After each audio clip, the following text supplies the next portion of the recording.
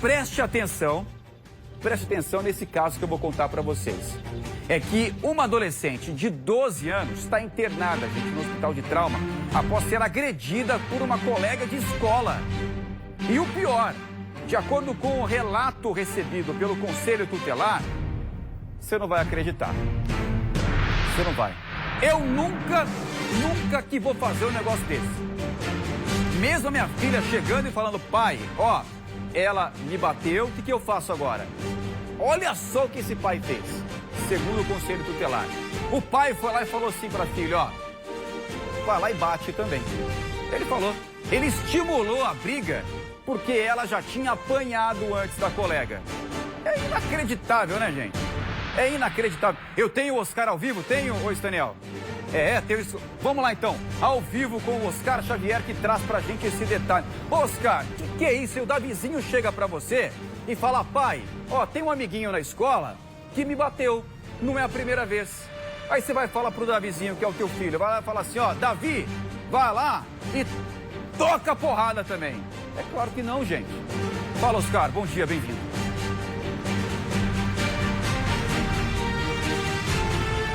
Oi, João, bom dia para você, bom dia para todo mundo. Antes de qualquer coisa, como eu gosto de dizer nas segundas-feiras, que seja mais uma semana com muita saúde e produtividade para todos nós. Essa é uma situação inimaginável, né, João? Uma criança, um adolescente chegar em casa informando aos pais que participou de uma briga na escola, que teve uma confusão e os pais dessa criança estimular a violência. Isso é difícil de entender, de compreender.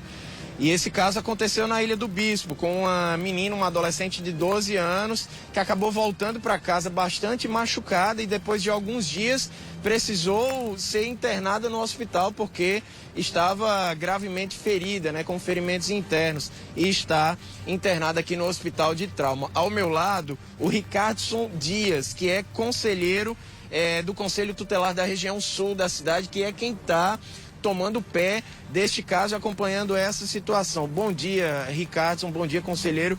Eu queria que o senhor nos contasse e nos confirmasse, a história é essa mesmo. A adolescente, ela chegou em casa falando que tinha se metido numa confusão na escola e o pai teria estimulado que ela retornasse lá e se defendesse, enfim, estimulado a violência. Foi isso mesmo? Bom dia para o senhor. Isso, bom dia. Essa informação chegou para a gente via Disque 123, de novo, um canal de denúncia super importante. Em meio a toda a situação que aconteceu a semana passada, chegou essa denúncia. Na denúncia, narrado justamente o que você falou. Ela se envolveu numa briga na escola, mas os ferimentos que trouxeram ela aqui não foram oriundos dessa briga.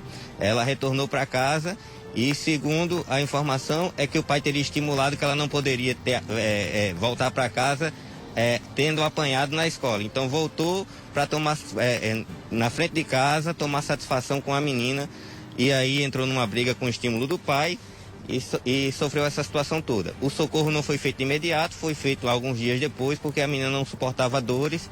Chegando aqui, foi detectado aí algumas questões internas e ela precisou ficar internada para acompanhamento médico. Pelo que a gente está sabendo, a menina teve uma fratura de costela, uma perfuração de pleura. O senhor já se informou a respeito do estado de saúde dela? Ela vem se recuperando bem, ela está passando por acompanhamento e vem se recuperando, ela já está andando. Ela conversou com a conselheira Luzinete, que está acompanhando o caso. Ela narrou algumas dessas questões que a gente já conversou e vem se recuperando bem. Agora a gente espera o restabelecimento dela por completo para poder aplicar as medidas cabíveis. O Conselho Tutelar tem informações sobre o histórico dessa família? Há um contexto de violência doméstica nessa família, enfim? As informações que a gente tem são da denúncia, que diz que no contexto familiar há um ciclo de violência doméstica muito grande. A adolescente confirmou em escuta com a Luzinete esteve aqui no dia que ela foi internada, conversou com ela, ela também confirmou essas situações de violência, e aí, hoje a gente continua essas diligências para entender melhor essa história, junto à família, junto aos vizinhos, e poder tomar uma decisão mais coerente. Só para encerrar esse caso, Ricardson, porque eu quero tratar também do outro caso com o senhor, e até para famílias que vivem num contexto de violência doméstica saberem, famílias que nos assistem, o que é que pode acontecer aos pais, um pai, uma mãe que estimula a violência nos filhos dentro de casa? A primeira questão é que a gente vai afastar as crianças, os adolescentes envolvidos, possivelmente para poder trabalhar com mais calma e na certeza que eles estão protegidos. Então a gente afasta as crianças e adolescentes do foco de violência. Em relação aos pais, aí a polícia e a justiça vão tomar algumas providências. Uma delas, em último caso, é a perda do poder familiar depois de um processo judicial. Muito bem. Nós estamos conversando aqui com Ricardson Dias, que é do Conselho Tutelar da região sul da cidade. Esse mesmo Conselho Tutelar está acompanhando também o caso da família do menino José Henrique. A gente mostrou muito semana passada essa situação aqui, uma criança de um ano e pouco, 1 ano e 4 meses, se não me falha a memória, que foi violentamente espancada dentro de casa e acabou não resistindo aos ferimentos e morreu. A mãe dessa criança está presa. O companheiro da mãe dessa criança também foi detido no final de semana, depois da audiência de custódia, encaminhado ao presídio. E só que essa criança, o José Henrique, ele tem 2 irmãos, uma menina e um menino. As idades desses irmãos é um bebê de 4 meses, não é isso, conselheiro? Um bebê de 4 meses e uma criança maiorzinha.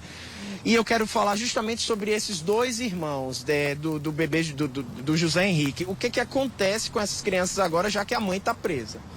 As crianças foram acolhidas na quinta-feira mesmo. A gente fez esse trabalho de acolhimento institucional por entender que naquela ocasião a situação estava muito conturbada e elas precisavam estar longe de todo aquele clima. Elas estão sendo acompanhadas pela equipe multiprofissional da casa de acolhimento que elas se encontram. A gente sabe que já foram feitas algumas conversas do pessoal da casa com os familiares, até chamada de vídeo já foi feita para que os familiares acompanhassem a situação das crianças. E agora a gente fez os encaminhamentos à Vara da Infância e Juventude e à Promotoria da Infância, agora é aguardar o processo judicial. Essa mãe, ela pode chegar a perder a guarda dessas 2 crianças. Uma criança de 4 meses, um bebezinho de 4 meses e uma criança de 4 anos, são os irmãos do bebê José Henrique. O parecer inicial do Conselho Tutelar é pela suspensão do poder familiar até que essa situação seja esclarecida. Isso não quer dizer, e quero deixar claro, que as pessoas pensam que as crianças vão para adoção. Isso não acontece. A prioridade é que eles continuem no seio de sua família. Apenas há uma suspensão do poder familiar da mãe por conta dessa suspeita dela ter praticado esses atos. Muito bem, nós conversamos aqui com Ricardson Dias, conselheiro no Conselho Tutelar da região sul da capital paraibana, gentilmente nos informando aqui a respeito desses 2 casos. Muito obrigado, Ricardson. Bom dia para você e para sua equipe. É isso, João. Falando ao vivo direto aqui do Hospital de Trauma, eu devolvo para você aí no estúdio. Para complementar, viu, Oscar, com relação a esse caso lá do pequeno José, que foi espancado covardemente pela mãe, que admitiu isso, admitiu maus tratos, admitiu a tortura.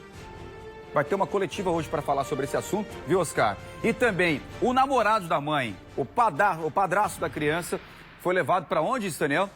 Para o presídio do Roger. Então hoje a gente vai ter mais desdobramentos desse caso, triste caso do pequeno José. Viu, Oscar? Obrigado, bom trabalho para você, tá?